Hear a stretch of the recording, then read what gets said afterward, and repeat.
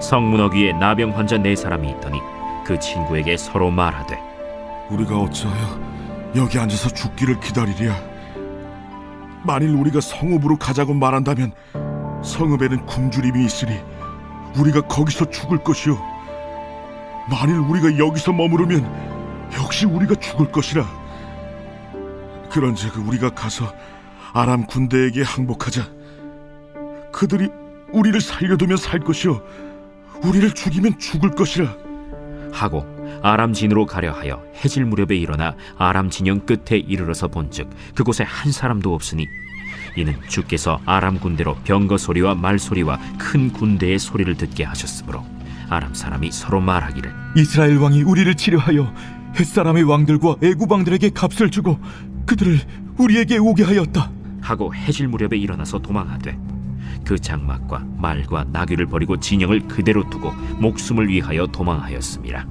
그 나병 환자들이 진영 끝에 이르자 한 장막에 들어가서 먹고 마시고 거기서 은과 금과 의복을 가지고 가서 감추고 다시 와서 다른 장막에 들어가 거기서도 가지고 가서 감춥니다.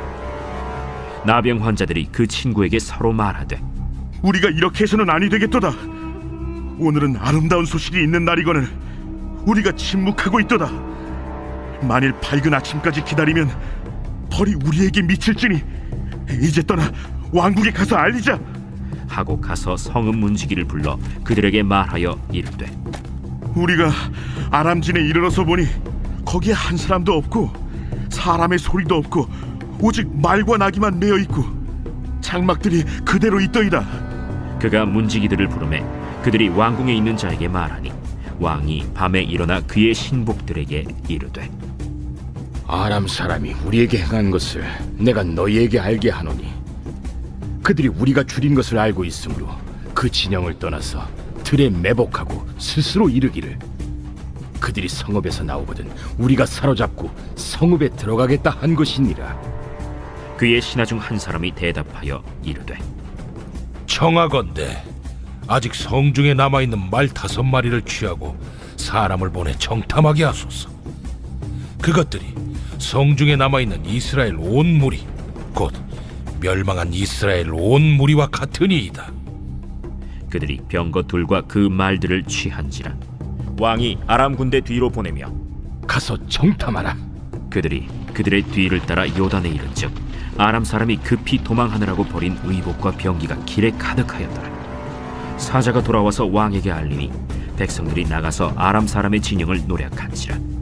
이에 고운 밀가루 한 스아에 한 세겔이 되고 보리 2스아가 한 세겔이 되니 여호와의 말씀과 같이 되었고, 왕이 그의 손에 의지하였던 그의 장관을 세워 성문을 지키게 하였더니 백성이 성문에서 그를 밟음에 하나님의 사람의 말대로 죽었으니 곧 왕이 내려왔을 때 그가 말한 대로라. 하나님의 사람이 왕에게 말한 바와 같으니 이르기를, 내일 이맘때 사마리아 성문에서 보리 2스아를 한 세겔로 매매하고 고운 밀가루 한 스아를 한 세겔로 매매하리라. 그때에 이 장관이 하나님의 사람에게 대답하여 이르되, 여호와께서 하늘에 창을 내신들 어찌 이 일이 있으랴? 내가 내 눈으로 보리라. 그러나 그것을 먹지는 못하리라. 하였더니 그의 장관에게 그대로 이루어졌으니 곧 백성이 성문에서 그를 밟음에 죽었더라. 오늘 새벽에도 주님의 보좌 앞으로 나오신 성도님들에게 하나님의 은혜와 평강이 함께 하시기를 축원드립니다. 오늘 열왕기하 7장 함께 살펴보도록 하겠습니다. 열왕기서는 이 이스라엘 왕들에 대한 이야기를 담고 있습니다. 하지만 이것은 고대 이스라엘의 왕들에 대한 역사가 아니고 왕 같은 제사장으로 부름받은 우리들을 위한 메시지 복음입니다. 다윗 왕이 죽은 이후 솔로몬이 왕위에 올랐으나 그는 하나님의 뜻대로 행하지 못하고 우상 숭배의 길로 가게 됩니다. 하나님께서는 이스라엘을 반으로 나눔으로 정신을 차려 하나님께 돌아오기를 원했는데요. 북쪽의 10개 지파는 여로보암에게, 남쪽의 베냐민 지파, 유다 지파는 르호보암에게 맡겼습니다. 안타깝게도 두 왕 모두 우상 숭배의 길로 가게 되었는데요. 다행히 남쪽 유다는 아사 왕과 여호사밧 왕 때에 우상을 버리고 하나님의 길로 걷게 되었습니다. 반면 북쪽 이스라엘은 하나님께 징계를 받아 왕조가 여러 번 뒤바뀌며 큰 혼란 속에 있는데요. 이 중에 이제 아합 왕이 우상 숭배 극치를 달리게 됩니다. 그의 아내 이세벨이 시돈의 공주였는데 바알 선지자들과 아세라 선지자들을 대거 데리고 들어와 북쪽 이스라엘 전역에서 우상 숭배가 벌어지게 되었고 선지자들을 잡아 죽이기까지 합니다. 하나님께서는 이때 이스라엘을 주님께로 돌이키기 위해서 엘리야와 엘리사 선지자를 들어 사용하시는데요. 엘리야는 왕에게 직접 대면하며 사역을 한 반면 엘리사 때에는 백성들 사이에서 사역을 하게 됩니다. 엘리사가 백성들 사이에서 사역한 것은 왕이 만나주려 하지 않고 왕이 그의 목소리를 들으려 하지 않았기 때문입니다. 우리가 아합을 볼 때 아합이 여러 번 하나님께 징계를 받아서 죽을 뻔하거든요. 성경에 나와 있는 건 대표적으로 2번 있는데 이때마다 이 아합 왕이 하나님 앞에 회개하고 무릎 꿇는 모습을 보여줍니다. 그래서 엘리야 앞에서 무릎을 꿇은 거죠. 그래도 이제 아합 왕은 하나님을 두려워하는 마음이 있었고 하나님께 무릎 꿇을 수 있는 회개하는 마음이 있었어요. 그런데 그의 이제 아들이었던 여호람은 아버지보다도 더 안 좋은 상황인 거죠. 그것은 그의 어머니 이세벨의 영향이 강했기 때문입니다. 아합은 아내가 이세벨이어서 영향을 그래도 좀 덜 받았는데 여호람은 어머니가 이세벨이었기 때문에 직접적으로 영향을 많이 받은 것이죠. 그래서 엘리사는 백성들 사이에서 사역하고 싶어서 사역한 것이 아니고 왕이 이야기를 들으려 하지 않기 때문에 백성들 사이에서 사역하며 메시지를 간접적으로 전하게 됩니다. 열왕기서에서는 엘리사의 기적이 8개가 등장을 하는데요. 8은 충만의 숫자이죠. 그래서 이 모든 사역들을 통해서 결국 무엇을 보여주고 싶었는가? 마지막 8번째 기적이 그 의미를 담고 있었습니다. 아람의 군대들을 눈을 멀게 해서 엘리사를 잡으러 왔던 그 아람의 군대들이 여기가 그 성읍도 아니고 그 사람이 여기 있지도 않다 이야기하며 사마리아 성 안으로 데리고 들어가 버립니다. 여호람 왕이 보고서 이 아람 군대를 죽일까라고 물었더니 먹을 것과 물을 주어서 회복하게 하여 고향으로 돌려보내라고 이야기하죠. 놀라운 기적이죠. 사람들의 눈을 보이지 않게 하여 그들을 끌고서 이 사마리아 성 중심부까지 데리고 들어옵니다. 여호람 눈앞에 하나님의 기적을 생생하게 보여준 것이죠. 이것은 강력한 메시지예요. 이렇게 하나님이 너를 돕고 있고 이렇게 하나님이 이스라엘을 여전히 사랑하고 있는데 너는 아직도 정신을 못 차리냐? 왜 눈이 띄어지지 않느냐? 왜 하나님께 돌아오지 않느냐? 왜 여전히 우상 숭배하고 있느냐?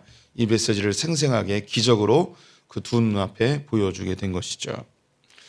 그럼에도 불구하고 이 여호람 왕은 하나님께로 마음을 돌이키지 않습니다.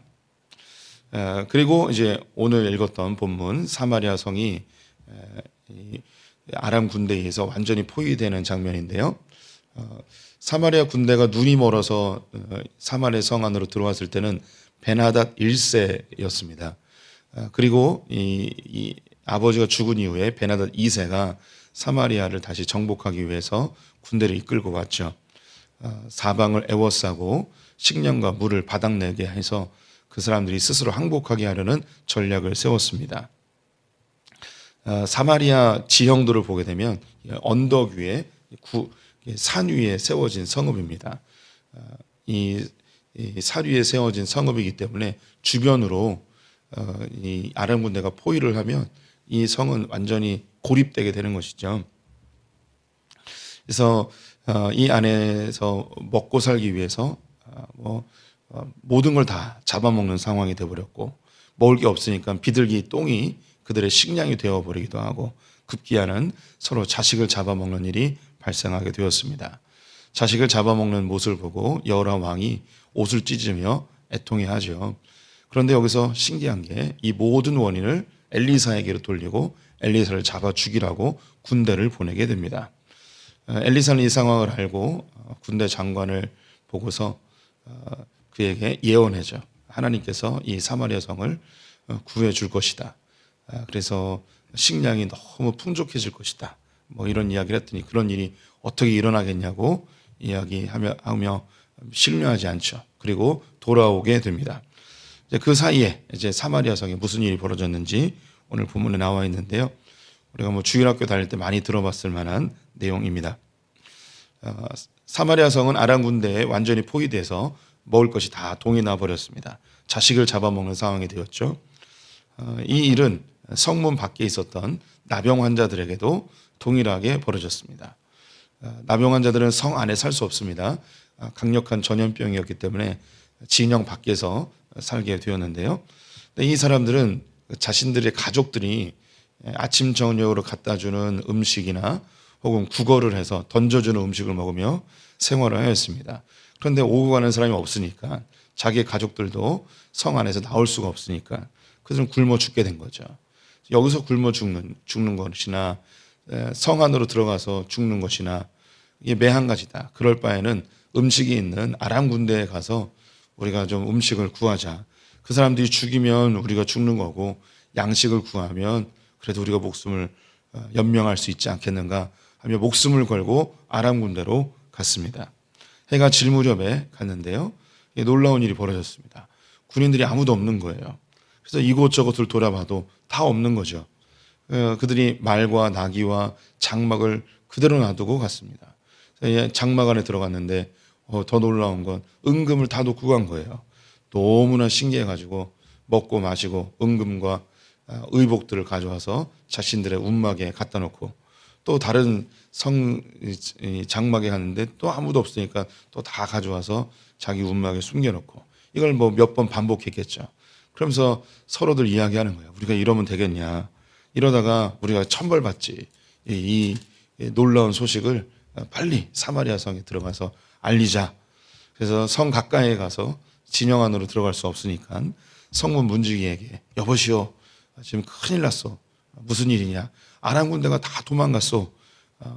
이 기쁜 소식을 알려주러 왔어. 성문 문지기도 반신반의했겠죠. 왕에게 보고합니다. 아람 군대가 다 도망갔다고 합니다. 성벽 위에서 보니까 정말 아람 군대가 아무도 없는 거예요. 근데 여호람이 생각하기를 이놈들이 작전을 짠 거다. 다 물러간 듯해서 우리가 나오면 매복해 있다가 우리를 다 잡아 죽이고 성 안으로 침입해 들어오려 하는 것이다. 우리가 속지 말자. 그래서 성문 문지기가 그래도 속는 셈 치고 한번 정탐꾼이라도 한번 보내봅시다. 지금 이 성 안에 말이 5마리 남았는데 이 5마리의 정탐꾼을 태워서 한번 보내봅시다. 여호람이 이야기하기를 이놈들이 어디에 매복하고 있을지 모르니까 삥 돌아가지고 뒤로 추격해 보라고. 그래서 이 5마리의 이 정탐꾼이 이 아람 군대를 정탐하러 갔습니다. 말 발국소리가 나겠죠. 그런데 이 아람 군대가 도망갔던 이유가 뭐냐면 해족속과 애굽 족속들, 애굽 나라가 이 북이스라엘을 도와주기 위해서 이 지원군을 보냈다고 생각을 한 거예요. 그 이유는 하나님께서 그들의 귓가에 병거 소리와 말 소리와 군병 소리를 환청 가운데 듣게 하셨습니다. 그래서 깜짝 놀라서 다 도망가 버리게 된 것이죠. 근데 이 5명의 정탐꾼들이 말을 타고 달려오는 거예요. 말발굽 소리가 막 나니까 이 아람 군대 군인들이 이 소리에 또 겁을 먹고 막 도망을 칩니다. 그래서 길에다가 자신들의 무기와 또 급하게 가져온 물건들까지도 식량들까지도 다 놓고 그냥 주랭랑을 쳐버린 거죠. 그래서 길에서 전리품을 막 주는 일이 발생하게 되었습니다. 그래서 이 정탐꾼들이 돌아와서 왕에게 보고하였는데 정말 아람 군대가 도망갔습니다. 이 소식이 전해지자 이 백성들이 성 밖으로 몰려나가기 시작하는 거죠. 이때 성문을 지키게 한 것이 이 군대 장관이었습니다. 엘리사를 잡으러 왔던 그 장관이었죠. 이 굶주림에 정신을 못 차린 이 성난 사마리아의 백성들이 성문 밖으로 한꺼번에 몰려나가자 이 장관이 넘어져서 이 성난 군중의 발에 밟혀 죽게 되었죠. 그래서 이 사마리아 성이 구원받는 모습을 눈으로 보았지만 그들이 놓고 갔던 양식을 먹지 못하는 사마리아 엘리사의 예언이 그대로 성취가 되어집니다. 이 일이 여호람 왕에게 대한 마지막 메시지였습니다. 이것은 어제 보았던 것과 지금 계속 연결이 되는데요. 이 여호람 왕은 사마리아 성에 문제가 생겼습니다. 근데 이 문제 앞에서 어떤 반응을 보였냐면 이 모든 문제의 근원이 엘리사에게 있다고 생각을 한 거죠. 그래서 엘리사를 죽여버려야 된다고 생각을 한 것입니다. 엘리사는 눈에 보이지 않는 하나님의 상징적 의미였습니다. 그래서 우리도 이 땅을 살면서 고난이 오거나 시련과 문제가 생기면 하나님 왜 나에게 이런 고난을 주셨습니까? 왜 나에게 이런 고통을 주셨습니까? 하나님 앞에 이 원망하고 불평하는 우리의 모습을 발견하죠. 여호람의 모습은 우리와 크게 다르지 않습니다.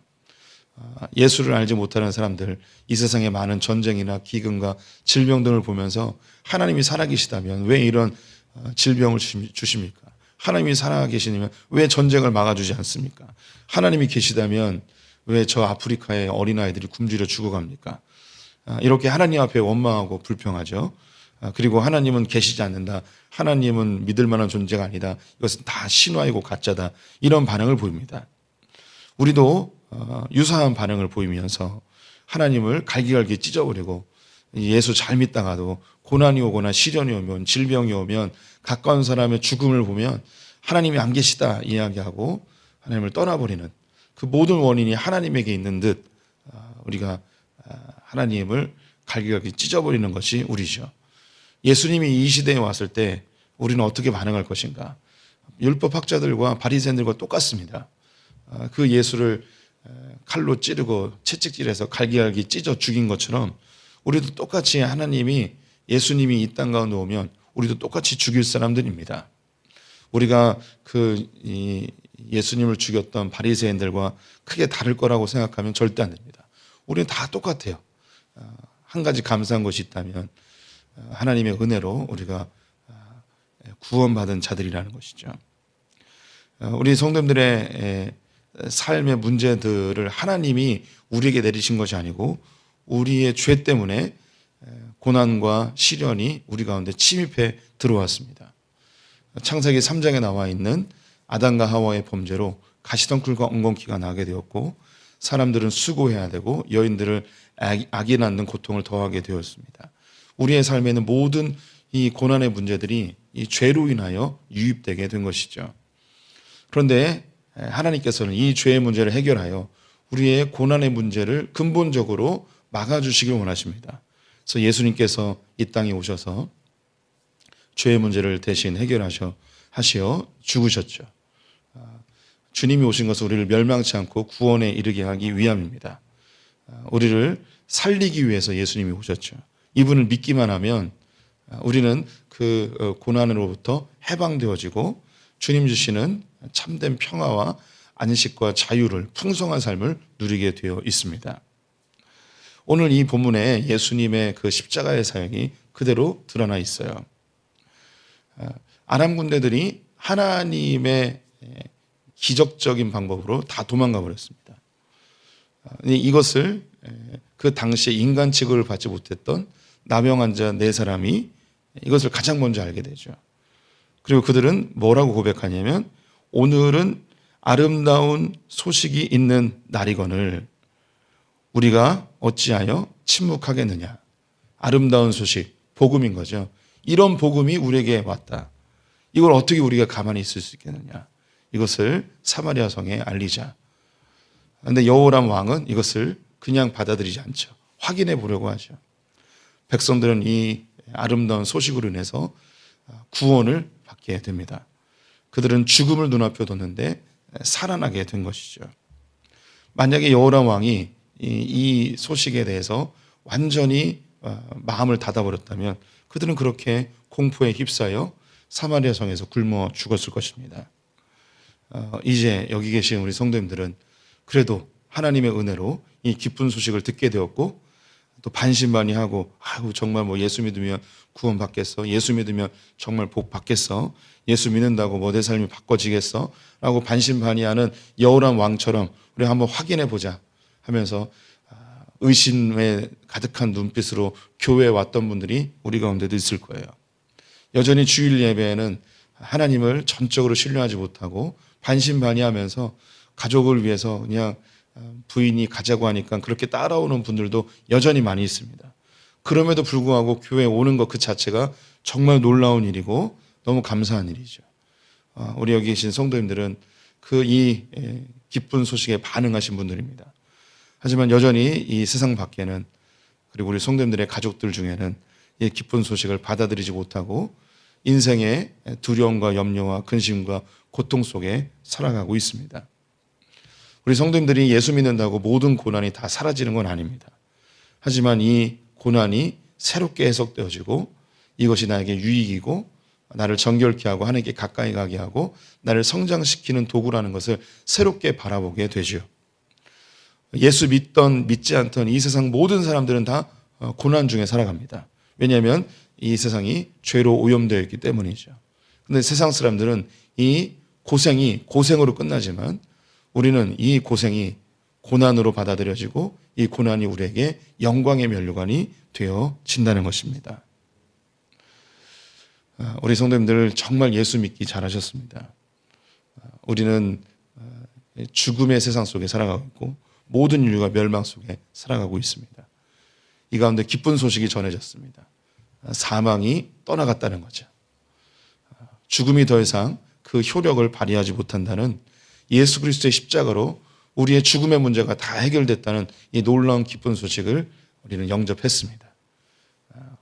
우리 가운데 100%다 그렇게 믿음으로 충만하여 있는 사람은 없습니다. 하지만 이 여호람 왕이 의심의 눈빛이었지만 그래도 확인해보고 문을 열자 그것이 그들에게 복이 되었죠. 우리 성도님들의 마음의 문을 여시고 이 기쁜 소식을 받아들이신 거 너무너무 잘하셨습니다. 여전히 성경이 다 믿어지지 않을 거예요. 고난이 오면 하나님을 또 의심하기도 하고 내 삶에 원하는 만큼의 결과물들이 나오지 않을 때 하나님 정말 살아계시는 거야? 또 우리는 회의감이 들을 때도 있습니다. 그럼에도 불구하고 우리의 마음의 문을 열고 예수님을 나의 구주로 영접하고 여전히 하나님은 나의 아버지입니다. 난 예수 믿기로 결정했습니다. 라고 고백하신 분들, 우리가 알지 못하는 놀라운 일들이 지금 벌어지고 있습니다. 우리 성도님들은 하나님의 자녀로 천군 천사가 보호하며 하나님의 은혜 가운데 살고 있고 주님께서 우리 성도님들에게 가장 좋은 것들을 주길 원하시는 우리 아버지이심을 우리 성도님들 누리셨으면 좋겠습니다. 우리 성도님들 너무너무 복받은 분들이라고 축하하고 싶고 축복하고 싶습니다. 하나님께서 우리 성도님의 가장 좋은 것들로 채우시는 아버지이심을 우리 성도님들 신뢰하시고 믿음 생활하시기를 축원드립니다. 기도하겠습니다. 하나님, 우리는 예수를 알기 전에는 내 힘으로 살려 하였지만 늘 굶주리고 궁핍하고 곤고한 인생이었습니다. 우리 가운데 주님 찾아오셔서 영생과 풍성한 삶을 허락하여 주시니 감사합니다. 우리는 죽을 수밖에 없는 인생이었는데 생명을 얻게 되었고 고난 가운데 살던 자였지만 이 고난이 우리에게 유익이 되는 놀라운 인생의 변화를 경험케 하시니 감사합니다. 우리가 당하는 모든 시련과 역경과 고난이 합력하여 선을 이룰 것을 믿고 평강 가운데 살게 하시니 감사합니다. 하나님, 우리에게 믿음을 더하셔서 주님이 예비하신 그 놀라운 복들을 충만히 누리는 자들 되게 하여 주시옵소서. 하나님, 또한 이 기쁜 소식을 전하는 자들 되게 하시고 가족 구성원들 가운데 아직도 마음의 문을 열지 못한 자들이 있다면 주님 긍휼을 베푸셔서 예수를 영접하고 생명과 풍성한 삶을 누리게 하여 주시옵소서. 예수님의 이름으로 기도드렸습니다. 아멘.